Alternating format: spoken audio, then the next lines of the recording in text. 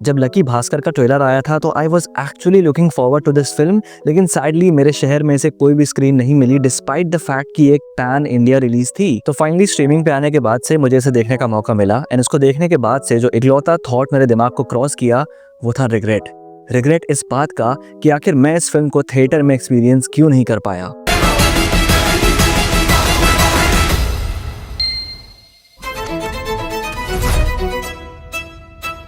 Lucky Bhaskar एक crime drama film है जो कि हमें लेके जाती है उस रेट्रो मुंबई के टाइम में, the blossoming city of dreams, जहाँ पे हमारा जो मेन प्रोटैगनिस्ट है Bhaskar Kumar, who is a bank cashier who is struggling to make ends meet. उसकी उधारी, उसके बैंक लोन्स एटसेट्रा, उसकी अपनी एक फैमिली है जिसके वो बेसिक नीड्स भी नहीं पूरे कर पा रहा है मनी की स्कार्सिटी की वजह से, जिसकी वजह से उसको सोसाइटी में जिल्लत भी झेलनी पड़ती है एंड वो खुद अपनी नजर में गिर चुका है। एक शांत इज्जत भरी जिंदगी भी उसके लिए पाना मुश्किल हो जाता है। एंड जैसा कि नेल्सन मंडेला ने कहा है कि when a man is denied to live the life he believes in, he has no choice but to become an outlaw. And Bhaskar की लाइफ की ट्रेजेक्टरी भी उसे वहीं लेके जाती है जहां वो शुरू में एक इलीगल और एक रिस्की इन्वेस्टमेंट स्कीम से अपनी किस्मत बदलने की कोशिश करता है और बदल भी लेता है। लेकिन जैसा कि फिल्म का अपना खुद का डायलॉग है कि भाई सिगरेट, अल्कोहल और ड्रग्स की किक से भी बड़ी किक होती है पैसों की, और वो किक भास्कर के लिए अब एक लत बन जाती है और वो इस पूरे पैसे के मायाजाल के अंदर जाते जाता है, उसे पता भी नहीं चलता और देखते ही देखते वो मनी लॉन्ड्रिंग की दुनिया का एक प्रोमिनेंट प्लेयर बन जाता है। This is such a well made film and one of the main reasons जिसकी वजह से मैं इस फिल्म के ऊपर बात करना चाहता हूँ वो ये है कि in a long time specially commercial entertainer में, हाँ क्योंकि Lucky Bhaskar at the end of the day एक कमर्शियल एंटरटेनर है, लेकिन एक कमर्शियल एंटरटेनर जिसको मेरा अटेंशन ग्रैब करने के लिए किसी भी ओवर द टॉप एस्पेक्ट की जरूरत नहीं है, और एक ऐसी फिल्म जहां पर मुझे एक्चुअली में अटेंटिव रहना पड़ता है चीजों को समझने के लिए, जहां ये फिल्म इस बात से अवेयर है कि entertainment does not have to be mindless and नम,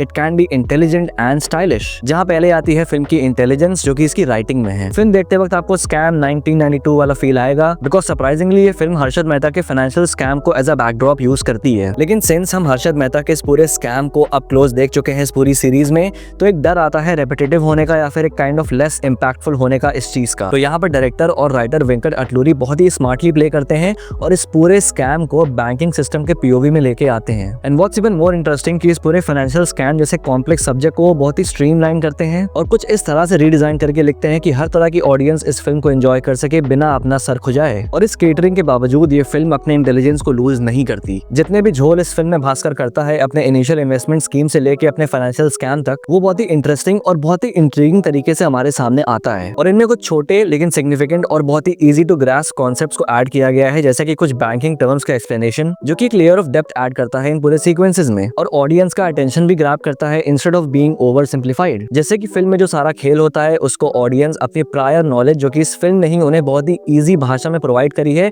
उसके साथ एक्सपीरियंस करती है, जो कि फिल्म को और ज्यादा इंटरेस्टिंग बनाता है। और जहां फाइनेंशियल स्कैम के कम्प्लेक्सिटी को ये फिल्म बहुत ही सरफेस लेवल पे डील करती है, वहीं एट द सेम टाइम जो ह्यूमन साइकोलॉजी है उसके अंदर ये बहुत इन डेप्थ जाती है। एक रिस्क या फिर हम कह सकते हैं जुआ जो कि भास्कर खेल रहा है पैसे कमाने के लिए, जो कि पैसे के साथ साथ ला रहा है ईगो जो कि भास्कर को चेंज कर रहा है। ऑब्वियसली ये चीज तुमने बहुत सी रैग्स टू रिचेस स्टोरी वाली फिल्मों में देखा हुआ है कि भाई एक अच्छा बंदा है जो कि थोड़े से पैसे कमाता है एंड देन उसके बाद से वो कामयाबी उसके सर पे चढ़ती है और वो बुरा बन जाता है, घमंडी बन जाता है, प्लस वो ब्रेकिंग बैड वाला एलिमेंट भी आता है कि भाई मैं ये सब कुछ फैमिली के लिए कर रहा हूँ, जो कि इनिशियल मोटिवेशन होता भी है उसका, लेकिन एक पॉइंट के बाद इट्स ऑल अबाउट भास्कर। और इसी दौरान भास्कर कुछ ऐसे ट्रेड्स भी शो करता है जैसे कि ज्वेलरी स्टोर में जाके सिर्फ और सिर्फ उसके ओनर को नीचा दिखाने के लिए वहां पे सारी ज्वेलरीज खरीद लेना, ऑन द स्पॉट एक नई कार खरीद के स्टोर में जाना ताकि वहां पर उसको इज्जत मिले, और इन सब के साथ फॉलो करता है एक डायलॉग कि भाई दिस इज इंडिया, यहाँ पर पैसे नहीं बल्कि पैसे का रौब दिखाने से इज्जत मिलती है। इवन एंड में भी जहाँ पे आपको लगता है कि भाई भास्कर फाइनली अपनी इस लस्ट को गिव अप कर देगा, आपके सामने एक प्लॉट ट्विस्ट आता है जहाँ पे आपको समझ आता है कि भाई भास्कर इस गेम को बहुत ही लॉन्ग टर्म में खेल रहा था और वो इस गेम में घुसा ही इसीलिए था बिकॉज वो ऑलरेडी इस पूरे सिचुएशन को एसेस कर चुका था और उसे ये बात पता थी कि जब भी पानी सर के ऊपर जाएगा तो उसको यहाँ से बाहर कैसे निकलना है बिना अपना नुकसान करवाए। जिसके बाद से ये सवाल आता है कि भाई is this a story of a man जो कि अच्छे से बुरा बन गया, या फिर वो हमेशा से ही बुरा था लेकिन उसने कभी अपने इस अंदर के डेमन को अनलीश नहीं किया अनटिल उसको एक प्रॉपर प्लेग्राउंड मिला ऐसा करने को। ऑल्दो इसका कोई भी कंफर्म्ड आंसर नहीं है बिकॉज फिल्म शुरुआत से ही भास्कर की मोरालिटी को ब्लैक या व्हाइट की जगह ग्रे में खेलती है। इनफैक्ट फिल्म भी इसी एंड पे खत्म होती है कि भाई आखिर दुनिया भास्कर को कैसे याद रखेगी जिसका आंसर तुम्हें नहीं पता। ऑल्दो ये फिल्म तुम्हें उस एक थॉट के बारे में जरूर से याद दिलाती है जो कि तुम्हारे लाइफ में किसी पॉइंट पे तुम्हारे दिमाग को जरूर से क्रॉस किया होगा रिगार्डलेस तुम्हारी एज क्या है, और वो थॉट ये है कि भाई मैं सीधे रास्ते पे क्यों चलूं जब मैं कुछ अनियंत्रित करके जल्दी और ज्यादा पैसे कमा सकता हूँ। ये थॉट अगर तुम्हारे दिमाग में कभी लाया है तो ये फिल्म तुम्हें अलग लेवल पे हिट करेगी और तुम्हें रियलाइज होगा कि भास्कर के अंदर जो ग्रे शेड टेंडेंसीज हैं क्या वो एक्चुअली में एक रियलिटी नहीं है जिसको ऑलमोस्ट दुनिया में हर इंसान फॉलो कर रहा है, जहां पर आप किसी को भी कम्प्लीटली अच्छा या बुरा नहीं कह सकते। The character study in this film is impressive.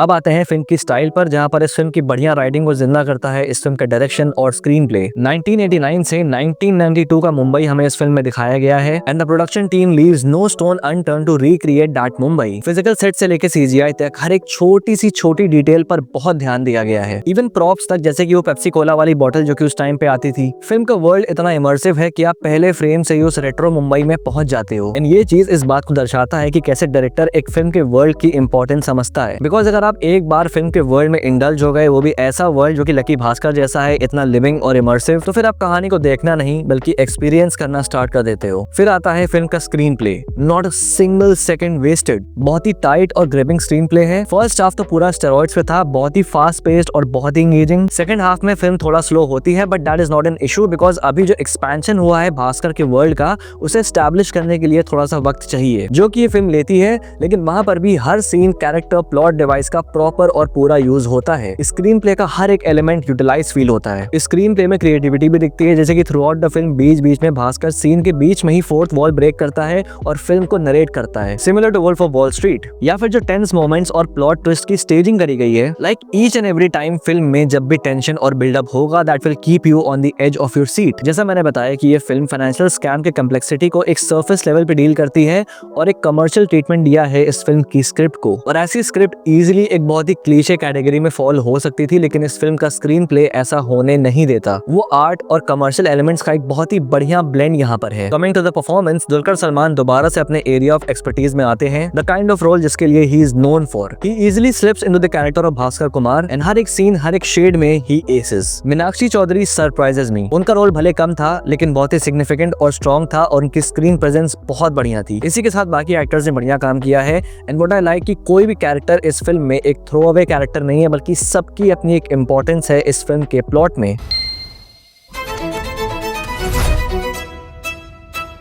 अगर तुम उनमें से हो जो कि एक वेल क्राफ्टेड फिल्म, अच्छी सिनेमाटोग्राफी और एक सीमलेस स्क्रीन प्ले के साथ देखना पसंद करते हो, तो this film is a treat for you. Like clearly ये एक बहुत ही बेहतरीन एग्जांपल है कॉम्बिनेशन का between brilliance and simplicity. Clearly one of the most impressive movie of 2024। तो भाई ये थे मेरे थॉट्स लकी भास्कर पे। बाकी मैं दोबारा से इस फिल्म को रिविजिट करने वाला हूँ बिकॉज ऑब्वियसली अगर इतनी डिटेलिंग, इतनी मेहनत गई है फिल्म पे, तो कुछ अच्छी डिटेल्स भी हो सकती हैं इस फिल्म में। एंड अगर मुझे कुछ स्पॉट होती हैं तो मैं एक सेपरेट डिटेल ब्रेकडाउन वीडियो बनाऊंगा इसके ऊपर। बाकी अगर ये वीडियो पसंद आई तो लाइक बटन हिट करना, और अगर पहली बार यहाँ पे आए हो तो सब्सक्राइब करना मत भूलना ऐसी और वीडियोस के लिए।